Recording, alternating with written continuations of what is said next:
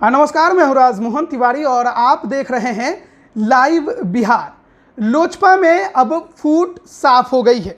दो खेमे बढ़ चुके हैं, एक पशुपति कुमार पारस और दूसरा चिराग पासवान। दोनों ही लोजपा पर अपने दावेदारी को मजबूत बता रहे हैं। एक तरफ पशुपति कुमार पारस का कहना है कि अब वह लोजपा के राष्ट्रीय अध्यक्ष हैं, वहीं चिराग पासवान का कहना है कि तमाम जो 5 सांसदों ने पार्टी के खिलाफ बगावत की, उन्हें पार्टी से निकाल दिया गया है। ऐसे में अब पार्टी पर उनका कोई भी दावा नहीं माना जाएगा और आज भी लोजपा का राष्ट्रीय अध्यक्ष चिराग पासवान ही है। और इन तमाम जो घटनाक्रम अभी चल रही है उस पर लगातार हमारी नज़रें बनी हुई है। लेकिन इसके अलावा लगातार दोनों ही खेमा अपने दावेदारी को मजबूत करने के लिए बयानबाजी भी करता नजर आ रहा है। एक तरफ पशुपति कुमार पारस लगातार मीडिया को संबोधित कर रहे हैं, वहीं चिराग पासवान पत्रों के जरिए अपने कार्यकर्ताओं को एकजुट रखने की कोशिश कर रहे हैं। एक और पत्र चिराग पासवान ने जारी किया है जिसमें कई अहम बातों का जिक्र किया गया है। जिक्र बीजेपी के साथ 2014 में गठबंधन को लेकर है। इस पत्र में इस बात का भी जिक्र है कि 2005 में कैसे नीतीश कुमार ने लोजपा को तोड़ने की उस समय कोशिश की। उसके बाद 2019 के समय भी उन्होंने पार्टी के सांसदों को हराने की कोशिश की जब लोकसभा का चुनाव चल रहा था, जबकि सब कोई एनडीए में 7 चुनाव लड़ रहा था। उसके बाद 2020 के जो विधानसभा चुनाव हुए उस दौरान उन्हें किस प्रकार से चिराग पासवान को और उनकी पार्टी को हमेशा से नीचे दिखाने की कोशिश की गई और बाद में जब उनकी पार्टी ने अकेले चुनाव लड़कर एक सीट जीती तो उसे भी तोड़कर अपने में मिलाने की कोशिश की गई। और उसके बाद 2021 में अब उनके 6 सांसदों में से 5 सांसदों को तोड़ने की कोशिश जेडीयू ने की। लेकिन ये जेडीयू की कोशिश शुरू से ही चली आ रही है रामविलास पासवान की राजनीति को खत्म करने के लिए। ये कहना है चिराग पासवान का। आप देख सकते हैं उनका ये पत्र आप अपनी स्क्रीन पर।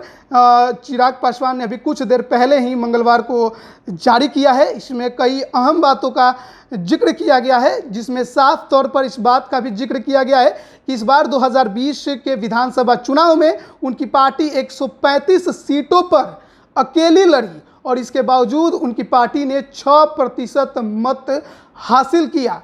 इसके अलावा इस पत्र में इस बात का साफ तौर पर जिक्र किया गया है 2020 विधानसभा चुनाव में उनकी पार्टी को एनडीए गठबंधन में महज 15 सीटें दी जा रही थी।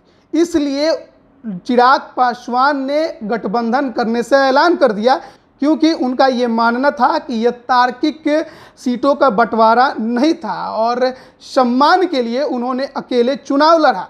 इस पत्र में इस बात का भी आप जिक्र देखेंगे कि चिराग पासवान कहते हैं 2005 फरवरी के चुनाव में हमारे 29 विधायकों को तोड़ा गया और साथ ही साथ हमारे बिहार प्रदेश के अध्यक्ष को भी तोड़ने का काम किया गया। 2005 नवंबर में हुए चुनाव में सभी हमारे जीते हुए विधायकों को तोड़ने का काम जेडीयू द्वारा किया गया। उसके बाद 2020 में जीते हुए एक विधायक को तोड़ने का काम इनके द्वारा किया गया और आज लोक जनशक्ति पार्टी के 5 सांसदों को तोड़ जनता दल यूनाइटेड ने अपनी बांटो और शासन करो की रणनीति को दोहराया है। चिराग पासवान कहते हैं कि श्री रामविलास पासवान जी के जीवन काल में कई बार नीतीश कुमार जी द्वारा उनके राजनीतिक हत्या का प्रयास किया गया। दलित व महादलित में बंटवारा करवाना उसी का एक उदाहरण है। हमारे नेता आदरणीय श्री रामविलास पासवान जी ने और मैंने दलित और महादलित समुदाय में कभी कोई अंतर नहीं समझा और सबको एकजुट कर अनुसूचित जाति के लिए संघर्ष किया, पर श्री नीतीश कुमार जी ने मुझे और मेरे पिता को अपमानित करने का और राजनीतिक तौर पर समाप्त करने का कोई मौका नहीं छोड़ा। इतना कुछ कहने पर भी हमारे नेता आदरणीय रामविलास पासवान जी नहीं झुके और 2020 के चुनाव में उन्होंने अकेले चुनाव लड़ने का जो मेरा फैसला था उस पर अपनी सहमति जताई थी। इसके अलावा इसमें इस बात का भी जिक्र किया गया है और बीजेपी को एहसास कराने की कोशिश की गई है कि जब 2014 के लोकसभा चुनाव नज़दीक था और 2013 में जब प्रधानमंत्री पद के उम्मीदवार के लिए नरेंद्र मोदी को एनडीए का नेता घोषित किया गया तो इसी वजह से नीतीश कुमार ने एनडीए का साथ छोड़ दिया था, लेकिन उस दौरान लोजपा ने नरेंद्र मोदी के नाम पर विश्वास जताया और साथ मिलकर चुनाव लड़ा और विरोधियों को हराने में उनकी पार्टी ने अहम योगदान दिया। 2017 में नीतीश कुमार बीजेपी में रातों रात एनडीए में, माफ करिएगा, उन्होंने गठबंधन कर लिया, लेकिन उनके गठबंधन से रामविलास पासवान खुश नहीं थे, ऐसा कहना है चिराग पासवान का। लेकिन क्योंकि जो एनडीए के नेता थे नरेंद्र मोदी, उनमें उन्होंने विश्वास जताते हुए आगे गठबंधन धर्म का पालन करते हुए 2019 के लोकसभा चुनाव को साथ लड़ा। लेकिन इस चुनाव में भी उनकी पार्टी के सांसदों को हराने के लिए जेडीयू के नेताओं ने काम किया, लेकिन वो सफल नहीं हो पाए। और उसके बाद की कहानी तो आप सभी जानते हैं कि 2020 में किस प्रकार से चुनाव हुए। इस बात का जिक्र करके चिराग पासवान ने बीजेपी को यह संकेत दिया है कि आपके कमजोर घड़ी में, जब आपके साथ कोई नहीं था बिहार में, तब हम आपके साथ थे, लेकिन आज आप उसी नेता के कारण, उसी पार्टी के कारण हमारे खिलाफ जा रहे हैं, ऐसा मानते हुए चिराग पासवान ने अपने इस पत्र में जिक्र किया है। इसके अलावा इस पत्र में इस बात का भी जिक्र किया गया है कि किस प्रकार से रात के अंधेरे में उनके पिता पशुपति कुमार पारस ने उनके पीठ पर खंजर घोंपा। जब उनके चाचा, चिराग पासवान के चाचा रामचंद्र पासवान का निधन हो गया, जब उनके पिता रामविलास पासवान का निधन हो गया, ऐसे में एक लौते उनके चाचा पर यह भार था कि वो चिराग पासवान को आगे का रास्ता दिखाए। लेकिन उनके चाचा पशुपति कुमार पारस ने चिराग पासवान का साथ देने के बजाय उनके विरोधियों के साथ मिल जाना सही समझा, अपनी व्यक्तिगत महत्वाकांक्षा को आगे रखा और चिराग पासवान के पीठ में खंजर घोंपा है, ऐसा कहना है चिराग पासवान का। और चिराग पासवान इस पत्र में इस बात का भी जिक्र करते हैं कि अगर चाचा का कोई सगा बेटा होता मेरी जगह पर, तो भी क्या चाचा यही कदम उठाते, ये पूछा है चिराग पासवान ने पशुपति कुमार पारस से।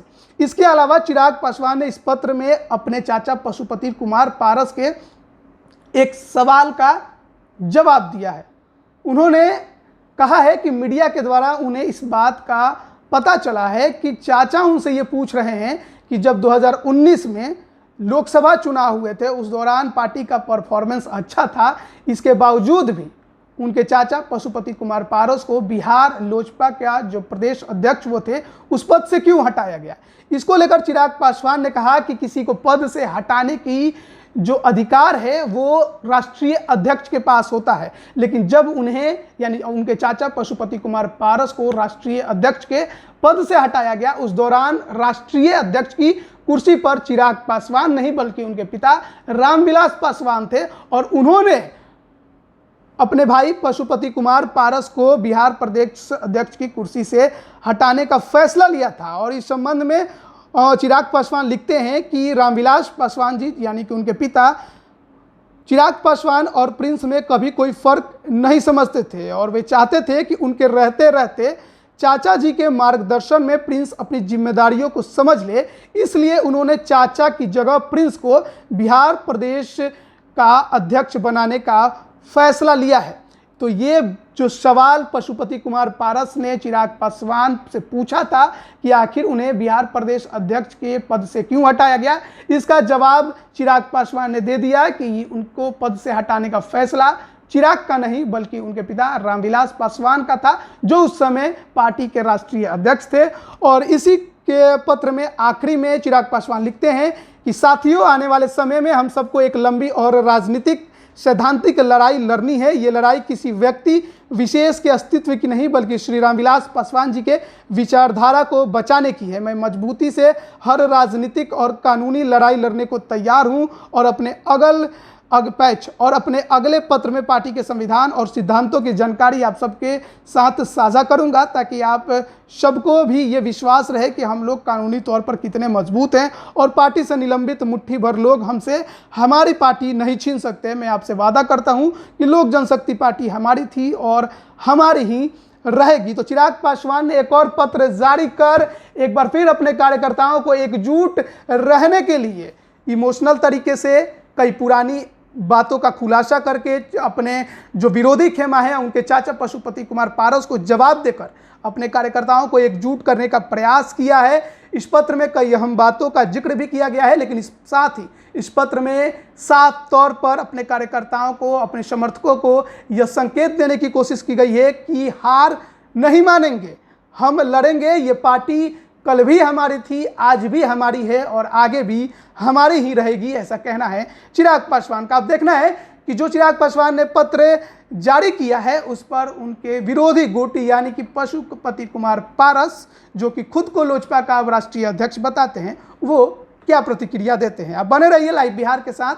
आपका बहुत बहुत धन्यवाद। लाइव बिहार यूट्यूब पर सब्सक्राइब और फेसबुक पर लाइक जरूर करें।